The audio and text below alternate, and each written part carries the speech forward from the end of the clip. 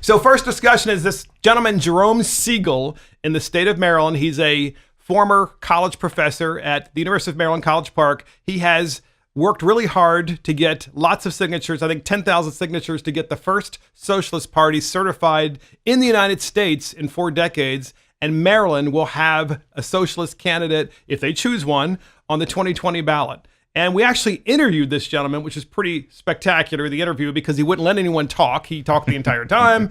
And we kept trying to ask him questions. And he acted like we were at one of his lectures. Like he kept saying, oh, no, you have to listen to me talk. Don't interrupt me. You can't interrupt me. And we're like, hey, we're just trying to ask you questions about socialism and what it's about. What do you guys think about this gentleman who has started this first socialist party in the state?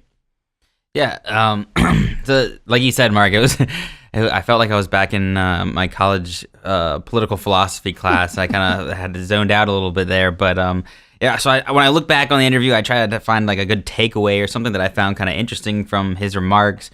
I mean, I thought it was interesting. He said that he wasn't interested in implementing socialism to its full potential, I guess. He was interested in keeping a lot of the traditional institutions, but I think that one of the ones that stuck out for me was he talked about the American dream and what he thinks Americans are shifting what their view of the American dream is. And I'm not sure I agree with him, but he sounded like he cited some polling, and he thinks that people are more interested in more leisure in their lives, more social protections, which I guess maybe translates to entitlements. I'm not sure exactly. Of course. Yeah, so it's more free stuff, basically, like right. AOC. Exactly, heading towards exactly. Yeah, and then that maybe the America's less, I think his words were the pursuit of wealth and success, less interested in that. I think I'm not sure I just agree with any of that, to be honest. I don't think his view, that people's view of American dream is wealth and success. I think everyone's ideal of American dream is whatever your dream is, you can accomplish it through work. I think that's what American dream is. Imagine that. You mean you actually have to work to get ahead? Yeah, I think his idea that America's idea of the American dream is wealth and success is kind of what is the reason why a lot of people on the left are demonizing people that have wealth and success. Yeah, it says in the article, Fox News article, it says, what is being described as the country's first new socialist party in 4 decades. The party, called Bread and Roses, yes, you heard that correctly, it's the country's first socialist party in decades. Bread and Roses is its name, identifies itself as an alternative to the two-party system, with the certification that alternatives can now be put on candidates who are alternatives can be put on local and state. That's a really poorly written article, I'm just saying.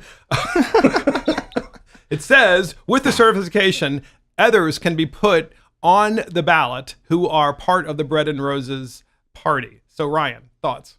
Well, during the interview, I propositioned to him about the theory about behind his party, if it was more of like a political exercise, or he actually thought it being an actual movement to becoming an actual real political party that actually had some weight behind it.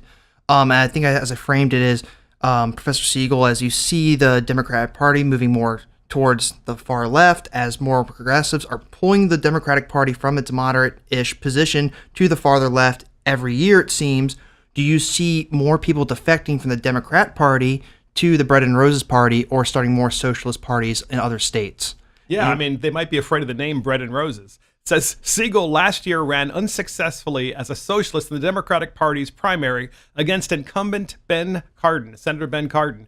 He lost the primary, of course, the Democratic primary, but then he won certification from the State Board of Elections for his new effort, creating the Bread and Roses Party. 10,000 signatures to become a party, right? 10,000 signatures in the state of Maryland, yet it is the first socialist party in the United States in almost 4 decades, which is pretty extraordinary. I think Democrats should be scared of someone like him, especially in the state. I think definitely he has the potential to steal Democrats that are on the farther left side, were Bernie supporters. I mean, Bernie, has all these socialist ideals. I think those people might be more inclined to actually register as, I guess, Bread and Roses Party now in Maryland. So they should be concerned about that. And to that point, we can see that on a national level with AOC and the Justice Democrats started almost fracturing the Democrat caucus in general, with the moderate Democrats saying, if I go this far left, I may not win re-election, especially the more vulnerable ones in the Dakotas and the Midwest states. Yeah, absolutely. And I think on the national level, you see, the CEO of Starbucks that everyone's trying to victimize right now, especially the Democrats. Schultz 2020. Let's right, do it. Exactly. Let's break Schultz. it up. So Ross Perot this thing. Yeah, exactly. The Democratic establishment, anybody that's going to somewhat could potentially fracture their party, they're trying to sideline them, make sure they stay in the party. We'll sideline you when we don't want to use you, and we'll go with our candidate. And Americans are warming to socialism, right? So, I mean, if you look down a ballot, you saw Democrat, Republican, and Socialist, you might be, as a Democrat, since so many of them are becoming socialists, to go ahead and vote for the socialists. The problem is it's going to be Republican, Democrat, and bread and roses. Well, if they want more leisure and entitlements, then they will vote bread and roses. But then it goes on, the thing is we want to provide equal opportunity for everybody, but equal opportunity is one thing, but then you also have equal compensation for equal amount of work. Not everyone's going to get the same compensation.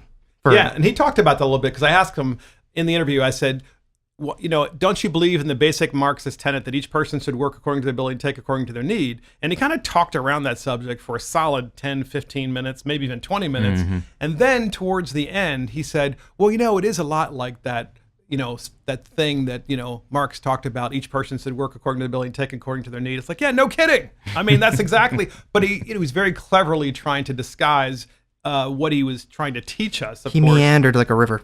I mean, can you imagine? This gentleman was a professor who retired from the University of Maryland College Park. I mean, that's extraordinary.